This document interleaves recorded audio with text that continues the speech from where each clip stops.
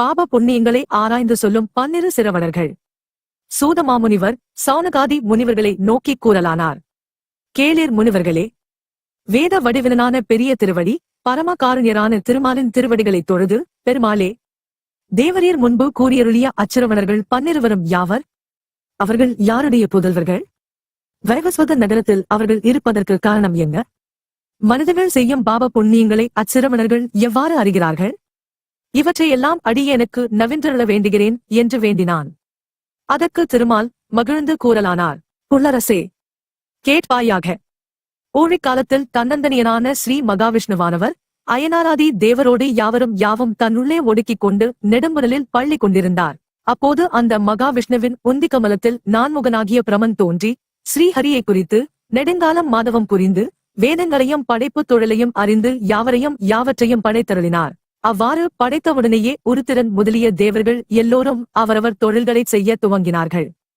எல்லோரையும் விட ஆற்றல் மிக்க யமதர்மராஜனும் ஜைமினி என்ற நகரத்தை அடைந்து சிம்மாசனத்தில் வீற்றிருந்து ஜீவர்கள் செய்யும் பாப புண்ணியங்களை அறிய வேண்டும் என்று ஆராயத் தொடங்கினான். அவ்வாறு அறியத் தொடங்கிய அவனுக்கு சேதனர்கள் செய்யும் பாப புண்ணியங்களை அறிந்து கொள்ள முடியவில்லை.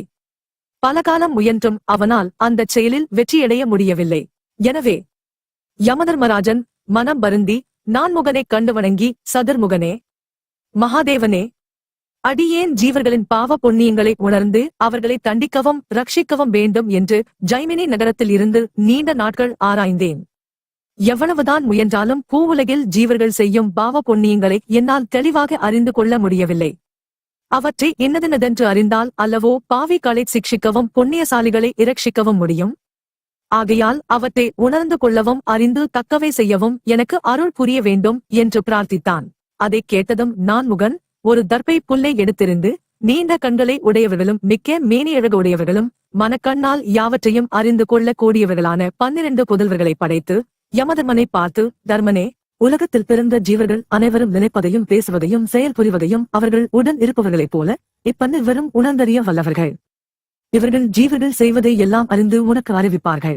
இவர்களைக் கொண்டு ஜீவர்கள் செய்யும் பாப புண்ணியங்களை அறிந்து சிஷியம் ரக்ஷியம் செய்வாயாக என்று சொல்லி அப்பன்னிருவரையும் யம தர்மனுடன் செல்லும்படி பணித்தார்.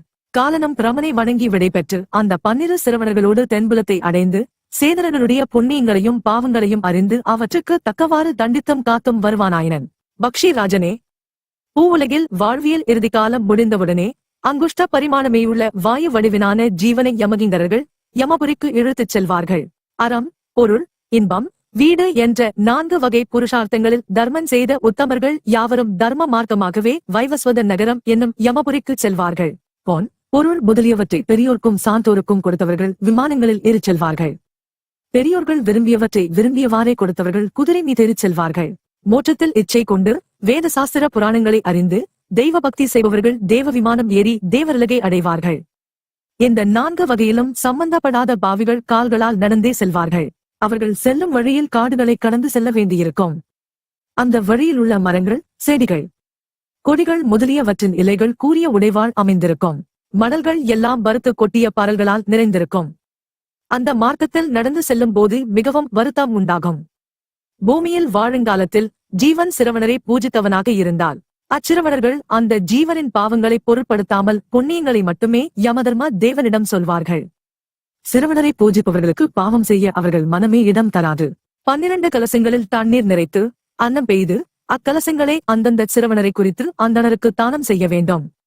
அத்தகைய ஜீவனுக்கு அச்சிரவணர்கள் யமலோகத்தில் சகலவிதமான நன்மைகளையும் செய்வார்கள். கருடா, 12 சிரவணர்களின் தோற்றம் முதலியவற்றைச் சொல்லும் இந்த புண்ணிய சரிதத்தை பக்தியோடு கேட்டவர்கள் பாபம் நீங்கி புனிதராவார்கள் என்று கூறியருளினார்.